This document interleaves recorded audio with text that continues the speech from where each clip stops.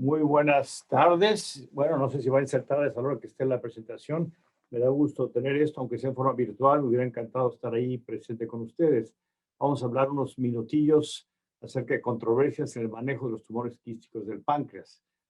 Vamos a hablar de qué tan comunes son, cómo se hace un diagnóstico diferencial y lo más común es cómo manejar los pacientes con el IPMN, los tumores intraductales papilares. ¿Qué tan comunes son los quistes pancreáticos? Bueno, se estima por estudios de tomografía y resonancia que entre el 3 y el 13% de los pacientes a los que les hace una tomografía o resonancia tienen un quiste pancreático descubierto incidentalmente. Y en los estudios de autopsia, estos pequeños quistes pancreáticos son muy comunes y se ve que aumentan con la edad.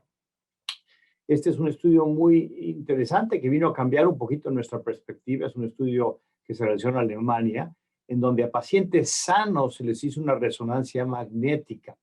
Y de estos pacientes sanos se vio que un porcentaje muy alto, el 50%, tenían un quiste pancreático. Y como ven ustedes aquí, esta incidencia aumenta con la edad. El tamaño promedio de estos quistes es de 5 milímetros. 26 pacientes o 26 quistes eran más de 1 centímetro a 5% y solamente 3 más de 2 centímetros. Aquí están viendo en esta curva que la incidencia o la prevalencia de los quistes pancreáticos aumenta con la edad. Es fácil recordar, a los 60 años de edad, 60%. O sea que esto es muy común. Y el tamaño igualmente aumenta con la edad y a los 60 años es de un promedio de 5 milímetros.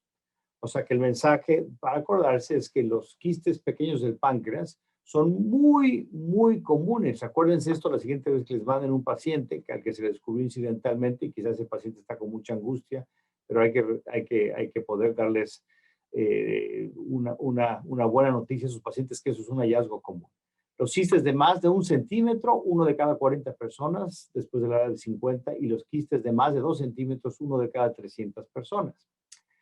Este es un estudio que recientemente hicimos, acabamos de mandar la publicación, hicimos un análisis de 1,290 tumores quísticos pancreáticos resecados de 3 décadas. Es una experiencia muy grande.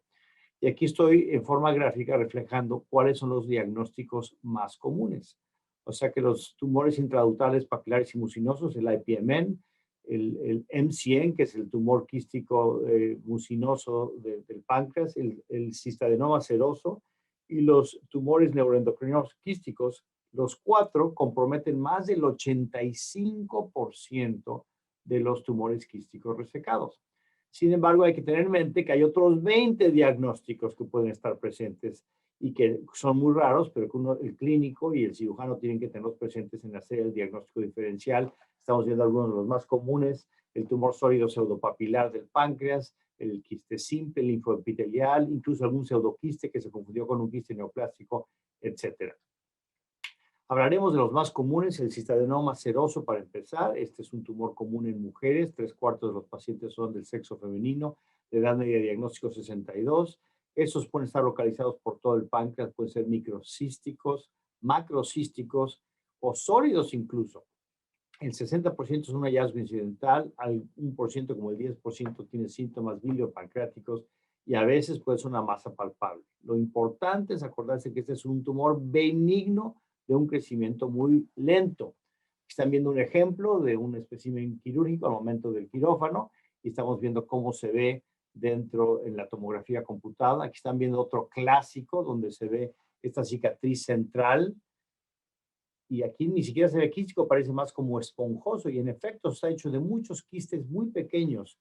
Este es el aspecto clásico del cistadenoma seroso. Sin embargo, hay cistadenomas serosos que pueden ser uniloculares y esto se presta a cierta dificultad con el diagnóstico diferencial. Aquí están viendo otro que afecta a la totalidad del páncreas, cabeza, cuello, cuerpo y cola. Obviamente esto no creció en una semana, ni en un mes, ni en un año. Esto creció en el curso de muchos años y quisiéramos evitar esto. ¿Cómo se maneja el cistadenoma seroso? El manejo expectativo es razonable en tumores pequeños asintomáticos, pero en pacientes que son buenos candidatos quirúrgicos que tienen síntomas, por supuesto hay que operar, o en los que no se puede descubrir un tumor maligno con certeza, o que tienen tumores grandes y que tienen una expectativa de vida grande, hay que ofrecer una resección. Si alguien tiene ya un tumor de 5 o 6 centímetros, pues esto va a seguir creciendo cada año y va eventualmente a causar síntomas. El segundo diagnóstico que quiero discutir es el cistadenoma mucinoso del páncreas. Este es un tumor con una epidemiología muy peculiar. Más del 95% son mujeres, la edad media son 45 años. Más del 95% están localizados en el cuerpo y cola del páncreas y más de la mitad son asintomáticos o tienen mínimos síntomas. Al momento de quitarlos, el 18% tiene carcinoma, el 10% son borderline y el 72% son adenoma. Y es un tumor que tiene un excelente pronóstico a menos que ya haya invasión transmural. Aquí están viendo dos ejemplos. Este es unilocular, pero están viendo los nódulos. Imagínense esto lleno de un moco espeso. Y aquí están viendo otro multilocular, ambos localizados en la cola del páncreas. Este es otro caso y también para hacer énfasis en que no todo el diagnóstico debe ser la tomografía. Si una ve esta tomografía y ve esto, pues alguien diría, pues hay un pseudoquiste del páncreas. No, no es un pseudoquiste. Si ve uno con cuidado, hay septos dentro de esto y aquí estamos viendo el ultrasonido endoscópico, no solo eso, sino un gran nódulo. Este es un cistadenoma mucinoso del páncreas. Si esto se confunde con un pseudoquiste y se trata como tal, haciendo un drenaje del estómago endoscópico, por ejemplo, eso sería muy malo para esta paciente. Aquí están viendo otro ejemplo con calcificación. Esto imaginen nuevamente lleno de moco. Y este es el aspecto histológico clásico que tiene el epitelio mucinoso y un ovario, un estroma de tipo ovárico. Eso es lo que se necesita para hacer este diagnóstico del cistadenoma mucinoso. ¿Cómo se manejan? El consenso de Sendai dijo hay que resecarlos todos y sí hace sentido esto. ¿Por qué? Porque son mujeres jóvenes. Se puede hacer una pancreatectomía distal, que muchas veces puede ser laparoscópica. No hay que hacer linfadenectomía porque estos no se van a los ganglios linfáticos. Se puede preservar el vaso porque no hay necesidad de hacer la linfadenectomía. Y claro, en pacientes que tienen otras comorbilidades o que son una edad avanzada, pues observación puede ser razonable. Otro, los tumores quísticos neuroendocrinos. Este es el cuarto diagnóstico en frecuencia. Aquí estamos viendo 4 ejemplos. Una morfología muy diferente en cada uno de ellos, pero hay que aprender a sospecharlo. O sea, que si se llevan algún mensaje de esta plática, es que los tumores neuroendocrinos pueden ser quísticos. Aquí están viendo otro. Este estaba en la cabeza del páncreas. Este paciente presentó simplemente con diarrea. Y la diarrea era debida a insuficiencia pancreática porque este tumor estaba bloqueando la cabeza del páncreas. Aquí está viendo el espécimen. Y aquí está viendo la histología clásica para un tumor neuroendocrino. En la actualidad, 1 de cada 14 tumores quísticos del páncreas es un tumor quístico neuroendocrino. Esto compromete entre el 10 y el 17% de los tumores endócrinos del páncreas, o sea que son quísticos entre el 10 y el 17%. La mayoría se descubren en forma incidental, son no funcionantes. Tienen una alta asociación con la neoplasia endócrina múltiple tipo 1. Y cuando se hace ultrasonido endoscópico y se aspira, clásicamente tienen un carcinoma embriónico, antiguo carcinoma muy bajo en el líquido y la citología es diagnóstica muy alta y tiene un excelente pronóstico. Y finalmente hablaremos del tumor intraductal papilar y mucinoso del páncreas. Y este es el tumor más común con mucho. Es un tumor que ya ustedes estarán familiarizados con ello y que puede afectar el conducto pancreático principal, sus ramas laterales o ambos. Estos producen dilataciones quísticas por sobreproducción de moco. La edad media del diagnóstico son 66 años, igual distribución hombres y mujeres, y puede dar una gran variedad de síntomas. Está el dolor abdominal, pancreatitis, ictericia, esteatorrea, diabetes, o en la mayoría de ellos no hay ningún síntoma y es un hallazgo incidental. Clásicamente se dividen de ramas laterales o que afectan el conducto principal. Aquí están viendo una imagen clásica de una papila que tiene ahí el moco. Esta imagen es patognomónica, sin embargo, se ve con muy poca frecuencia. Aquí están viendo una retrógrada del conducto pancreático con defectos de llenado. Estos defectos de llenado son por los nódulos o por el moco que hace como concreciones. Aquí están viendo una tomografía computada en un IPM clásico mixto, y aquí un ultrasonido endoscópico donde ven un nódulo dentro del conducto pancreático. Aquí están viendo un espécimen quirúrgico, este está en la cabeza del páncreas, ahí vemos los nódulos y el conducto pancreático dilatado. ¿Por qué? Porque ha estado obstruido en forma crónica. El IPM del conducto principal es un tumor premaligno siempre que va de adenoma a carcinoma, igual que un adenoma velloso del recto, del colon. Al momento del diagnóstico, el 18% tiene carcinoma in situ, lo que llamamos displasia de alto grado, y 42% carcinoma invasor. Y tiene el tratamiento de elección es quirúrgico, tiene una excelente sobrevida por resección, incluso si hay carcinoma invasor. Es importante que el cirujano esté seguro que el margen está negativo al momento de la operación y el riesgo de recurrencia en el páncreas remanente es como del 10%. Por otro lado, los IPMNs de ramas laterales son muchísimo más comunes. Son quizá la frecuencia en comparación con los del conducto principal es como de 100 a 1. La mayor parte del tiempo es un hallazgo incidental y es por mucho el diagnóstico más común cuando se ve un quiste pequeño en la tomografía o resonancia que se ha hecho por otras razones. Multifocal en 45% de los casos y un riesgo de malignidad muchísimo menor que el al IPMN del conducto principal. Aquí están viendo un ejemplo en esta resonancia, la apariencia clásica. Aquí otro donde se ven muchos, 1, 2, 3, 4, 5, 6, 7, como 8 o 9. O sea, este es un IPMN de ramas laterales multifocal. Ahora, los problemas con sabemos que es un precursor del cáncer de páncreas. Quizá, no se sabe con certeza, del 10 al 25% de los cánceres de páncreas empiezan o ocurren en forma simultánea con un branch duct IPMN. El problema es que el cáncer de páncreas, cuando vemos en Estados Unidos, va a ser la segunda causa más común de muerte por cáncer para el 2030. O sea que esto va a ser un problema de salud que no se ha podido resolver. Y como estamos viendo tantos de estos de ramas laterales, pues la pregunta es, quizá podamos prevenir algunos cánceres de páncreas si tratamos estos en forma adecuada. Por otro lado, es un hallazgo incidental, como ya les mostré, muy común. Entonces, ¿cómo manejamos estos tumores? Seguimos nosotros las recomendaciones del consenso del Sendai, donde dice que hay que observar a pacientes asintomáticos que tengan un IPMN de ramas laterales de menos de 3 centímetros, que no tengan nódulos y que no tengan dilatación del conducto principal. Y dilatación se llama 6 milímetros o más. Muchas series, incluyendo varias de nosotros, del Mass General, han mostrado que estas guías, estas recomendaciones son seguras.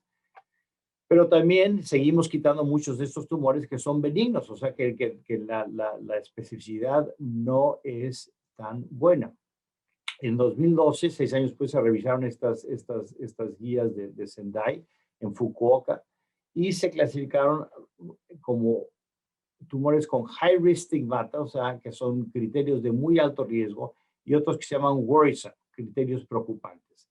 Los high risk stigmata es ictericia, el tener un componente sólido que tiene mucha captación de contraste, un conducto pancreático de más de 10 milímetros. Todo esto debe decirle al cirujano o al clínico que a este paciente se le debe recomendar cirugía. Por otro lado, los worrisome features es cuando hay un tamaño de más de 3 centímetros, cuando la pared del quiste está gruesa, cuando un conducto pancreático principal está entre 5 y 9 milímetros, cuando hay un nódulo, pero este nódulo no tiene hipercaptación del contraste, un CA19 elevado o linfadenopatía, todos son criterios worrisome. En estos pacientes se recomienda hacer un ultrasonido endoscópico para definir mejor si existe o no existe un nódulo y para hacer citología. Si la citología sale positiva o si el nódulo se confirma, entonces se recomienda cirugía y si no, seguimiento. ¿Y qué hacer con los IPMNs que no se resecan? Bueno, hay que hacer seguimiento. Las recomendaciones son hacer un estudio de imagen a los 3 o 6 meses, ya sea una resonancia o una tomografía computada. Y después, cada 2 o 3 años, si la lesión es de menos de 1 centímetro, cada año si es de 1 a 2 centímetros. Y para lesiones de 2 a 3 centímetros, lo que las recomendaciones de Sendai o de Fukuoka dicen es que hay que hacer un ultrasonido endoscópico en 3 a 6 meses y después un MRI cada 6 o 12 meses. Y alternarlo con el ultrasonido endoscópico. Esto implica un seguimiento muy, muy intenso. ¿Por qué? Porque hay cierta preocupación de que eso pueda progresar a cáncer, aunque no se sabe exactamente cuánto es. Y no dice cuándo se puede parar este seguimiento. Este es un estudio que nosotros hicimos, que publicamos en Gastroenterology hace como 2 o 3 años. Aquí hace falta la cita, discúlpenme. Y todos estos puntos son pacientes que se sometieron a seguimiento y que en algún momento dado se operaron. Y los puntos rojos indican en qué momento se vio malignidad, ya sea una displasia de alto grado o un carcinoma invasor. Y como ven ustedes aquí, después de 5 años, seguimos teniendo puntos rojos, o sea que sigue habiendo malignidad después de incluso 100 meses después del diagnóstico. O sea que el seguimiento, cuando menos en los tumores mayores de 15 milímetros, no se puede descontinuar. Sin embargo, en tumores de menos de 15 milímetros, eso si después de 5 años ya no hay crecimiento o progresión, en eso sí es posible pensar en descontinuar el seguimiento. Ahora, algunas palabras en qué tan útil es el ultrasonido endoscópico para evaluar las neoplasias quísticas del páncreas. Bueno, pues, en primer lugar, da mucho más detalle morfológico, a veces tan preciso que permite hacer un diagnóstico, permite aspirar el líquido y buscar marcadores tumorales como el antígeno carcinoembriónico, la amilasa, que puede tener cierta utilidad. Hay uno nuevo que se llama DAS1. Se puede hacer análisis genómico y se pueden buscar mutaciones de KRAS, de GNAS, la mutación del VHL, que es característica de los citadenomas serosos, el imbalance alélico. Se puede hacer una biopsia de la pared del quiste o una citología del líquido que se aspira. Aquí están viendo un pequeño quiste del páncreas y aquí están viendo que al momento del ultrasonido endoscópico aparece haber un nódulo. Sin embargo, tengan cuidado porque hay veces que el endoscopista interpreta como nódulo, incluso aquí le puso el nombre nódulo mural en este quiste, que en la tomografía no se veía nada. Aquí el ultrasonido endoscópico aparenta que hay un nódulo, sin embargo este nódulo no era real, era simplemente mucina moco que se había precipitado. El antígeno carcinoembrónico, una elevación de más de 192, se ven 2/3 de los IPMNs y de los cistadenomas mucinosos. Es característicamente muy bajo en los cistadenomas serosos y en los tumores quísticos neuroendocrinos. Sin embargo, hay IPMNs y MCNs que tienen muy bajo CA, incluso teniendo malignidad, o sea que no es una prueba que permite discriminar en forma perfecta entre estas dos cosas. Y por otra parte, también hay tumores o lesiones benignas como un pseudoquiste o un quiste de duplicación que pueden tener un CA elevado. El análisis genético, las mutaciones en KRAS se ven como en la mitad de los IPMNs y de los citadenomas mucinosos. El GNAS es una mutación exclusiva de los IPMNs que se ven en el 60% de los IPMNs.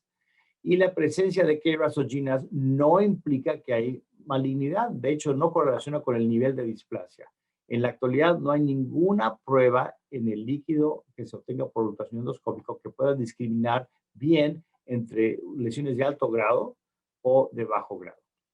La citología sí puede ser muy útil, sin embargo tampoco es perfecta. Como ven aquí en este estudio que se hizo del Mass General, había 11 falsos negativos en esta serie de 145 con 4 falsos positivos. O sea que incluso hay falsos positivos. ¿Por qué? Porque la aguja va por la pared del duodeno del estómago y capta algunas de estas células mucinosas y a veces se ven en forma anormal. En conclusión, quisiera que se lleve el mensaje que la gran mayoría de las lesiones quísticas en primer lugar son IPMNs y la gran mayoría nunca van a necesitar cirugía. Y los pequeños, definidos como menos de 1.5 centímetros, no parecen requerir un seguimiento a largo plazo de por vida. O sea que es posible que en ellos, y no les enseñé toda la información porque la plática solo fue de 20 minutos, se pueda descontinuar el seguimiento. En los mayores, en los quistes mayores, y aquí los defino como de más de 1.5 centímetros, los IPMN sí necesitan seguimiento a largo plazo. Y los criterios para resección quirúrgica y los objetivos de la resección quirúrgica varían. Y las guías que se han recomendado, porque además de estas guías de Sendai o de Fukuoka, que son de la Asociación Internacional de Pancreatología, hay unas guías europeas, hay unas guías de la American Gastroenterological Association, en fin, hay varias de ellas. Esas tienen que ser ajustadas para la edad del paciente y la preferencia. Las guías que existen en la actualidad son buenas, pero necesitan mayor refinamiento y el futuro necesitamos pruebas idealmente no invasivas para poder tratar mejor a estos pacientes. Gracias por su atención.